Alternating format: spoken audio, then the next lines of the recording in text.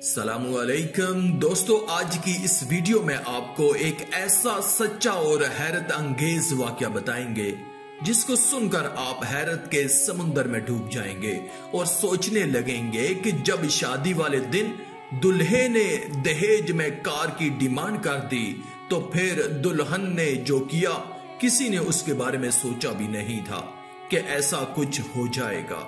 दोस्तों, इस वीडियो को आखिर तक जरूर देखिएगा और नीचे कमेंट में अल्लाह अकबर लिखकर अल्लाह की कुदरत चैनल को भी सब्सक्राइब कर दें ताकि आने वाली वीडियोस बर वक्त आप तक पहुंच सकें। शुक्रिया। दोस्तों, गुजरात के शहर अहमदाबाद में दो खानदानों के बीच लड़का और लड़की की शादी तय हो गई। फिर कुछ दिन बाद उनकी मंगनी हो गई। लड़की काफी अच्छी, सुलझी और पढ़ी लिखी थी। मंगनी के बाद तकरीबन 1 साल का वक्त गुजर गया। इसके बाद शादी का दिन आ गया।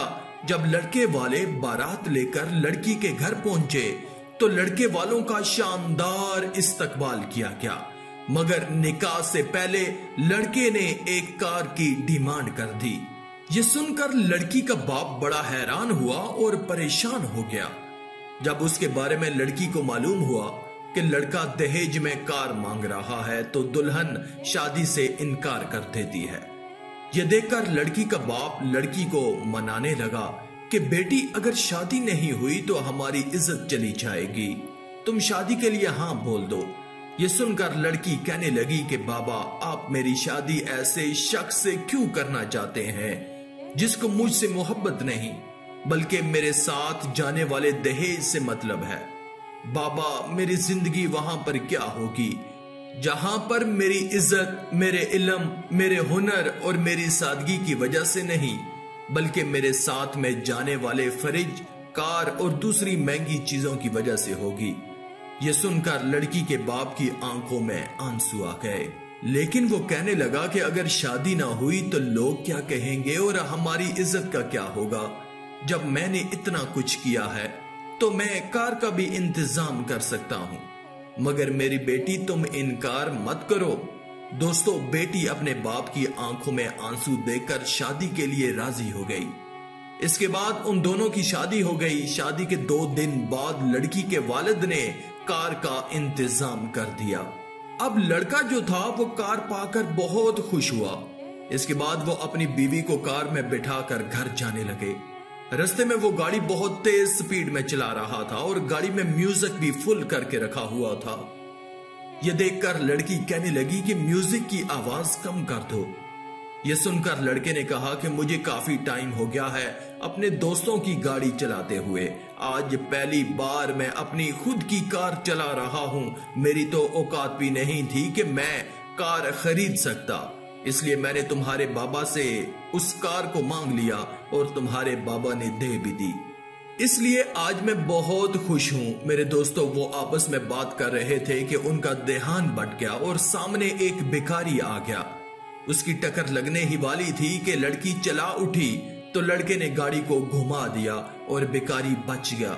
लड़के ने गाड़ी को रोका और गाड़ी से उतरकर उस भिखारी को जोर जोर से गालियां देने लगा।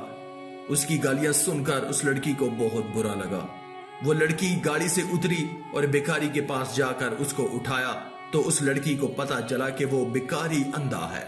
इसके बाद उस लड़की ने उस भिखारी को बताया कि हमारी नई नई शादी हुई है, हम लोग बातों में मशगूल थे, इसलिए हमारा ध्यान भटक गया है, आप हमें माफ कर दीजिए। उस लड़की ने उस भिखारी को कुछ पैसे भी दिए और बोला कि आप हमारी नई शादी की मिठाई खा लीजिएगा। वो लड़की भिखारी से बात कर रही थी कि इतने में वो लड़का बोला कि तुम जैसे लोगों की वजह से ही ये भिखारी लोग सर पर चढ़ जाते हैं।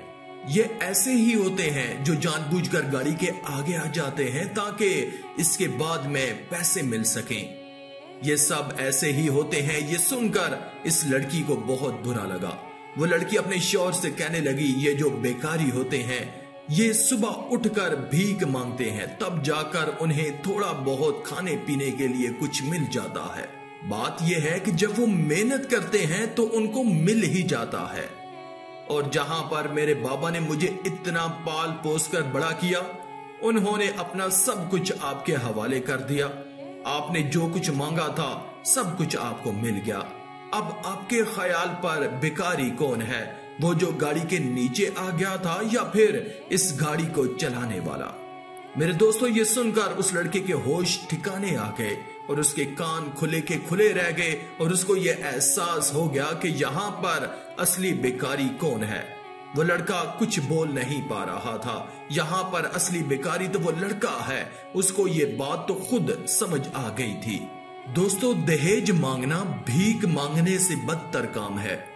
अब आप में से कुछ लोग दहेज के ही खिलाफ हो जाएंगे या दहेज को बुरा भला कहेंगे या दहेज को गालियां देने लग जाएंगे। मैं आपको बता दूं कि दहेज को हरगिज बुरा ना कहो, क्योंकि दहेज हमारे प्यारे आका सल्लल्लाहु अलैहि वसल्लम की प्यारी सुन्नत है। हमारे प्यारे आका सल्लल्लाहु अलैहि वसल्लम ने अपनी प्यारी बेटी फातिमा रज़ी अल्लाह ताला अन्हा को भी दहेज दिया था। तो दोस्तों, दहेज देना कोई बुरा काम नहीं है, लेकिन दहेज मांगना या किसी चीज की डिमांड करना यह बुरा काम है। अगर आपके पास है तो आप अपनी बेटी को 1 लाख दें या 1 करोड़ का दहेज दें, ये आपकी मर्जी है। लेकिन अगर कोई मांगता है तो दहेज देना हराम है और दहेज मांगने वालों के यहाँ अपनी बेटी की शादी नहीं करनी चाहिए।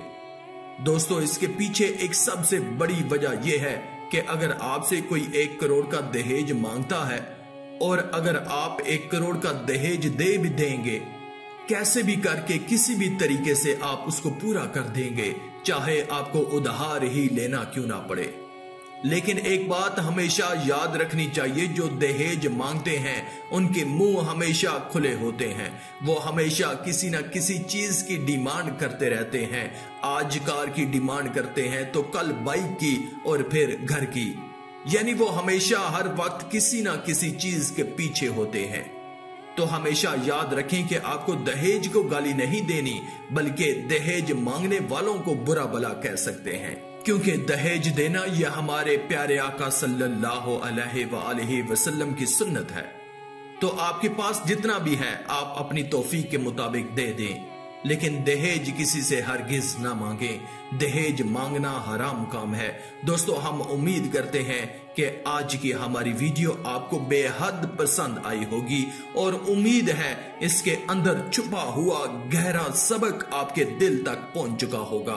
आखिर में अल्लाह रब्बुल इज्जत से दुआ है कि अल्लाह हमें नेक अमाल करने और बुराई से बचने और बचाने की तौफीक अता फरमाए। आमीन या रब्बल आलमीन।